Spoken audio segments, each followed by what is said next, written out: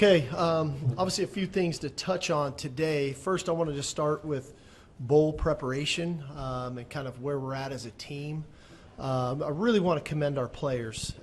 It's not easy when you kind of get punched in the gut and there's a level of disappointment when we felt like we had a playoff caliber team and felt like we had done enough to get into the playoffs and you don't get in.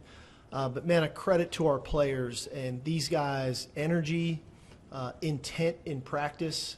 We had 6 developmental practices where we're really focused on getting back to the fundamentals, the techniques, the basics of what and how we try to play football around here, and those guys embrace those practices. We came back this morning and started game prep for a Monday, and these guys have been fantastic. So a lot of credit to the players, the leaders on this team right now, which is a little bit different team.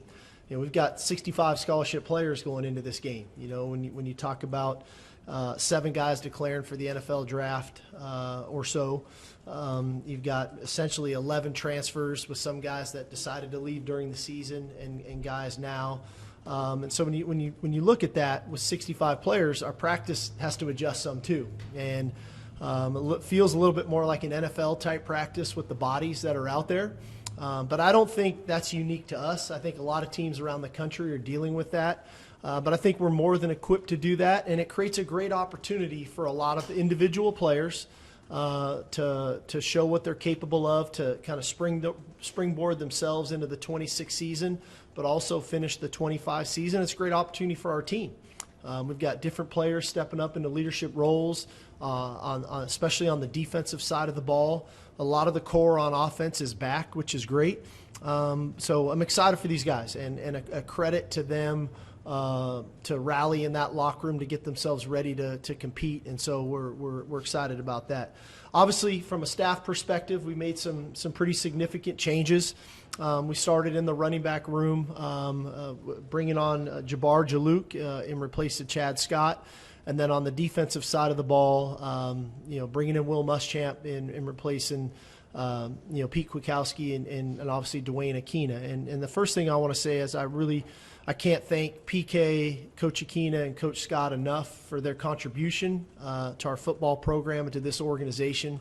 They're great coaches, and those guys worked extremely hard. They're good men. They were great mentors. We did a lot of really good things in their time here. But as always, when you get a chance to really evaluate your program and where you're at and also where you're headed and what you're trying to accomplish, sometimes change is needed. And sitting in my chair, sometimes you got to make the tough call. And anytime you have an opportunity to bring in quality coaches of Coach Jalouk and Coach Muschamp, you want to take advantage of those opportunities when they're there. And Coach Jalouk brings a wealth of experience. He's a high-energy guy. He's an in-your-face coach, former high school coach in Louisiana who has spent plenty of time coaching in the Southeastern Conference, knows what it looks like, knows the style of play that's needed. He's been a great addition. And then an opportunity to go hire Will Muschamp, a guy who's done it at the highest level. I mean, this guy's 31 years old. He's a defensive coordinator for Nick Saban at LSU. They go on to win a national championship. You look at his stints at Auburn. You look at his stint here at Texas and what he was able to do.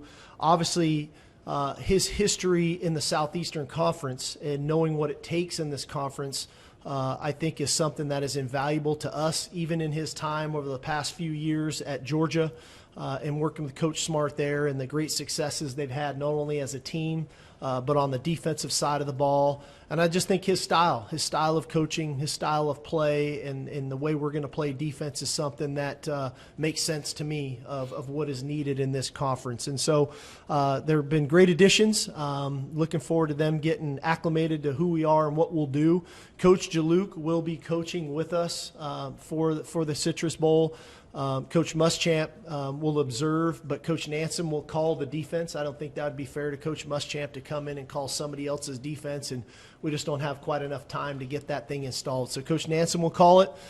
He's got a great staff around him with Coach Clark, Coach Baker, with also Coach Orfe and Coach Hudson. So we got plenty equipped to get that done, but excited about our future and where we're headed with those guys being on board with us.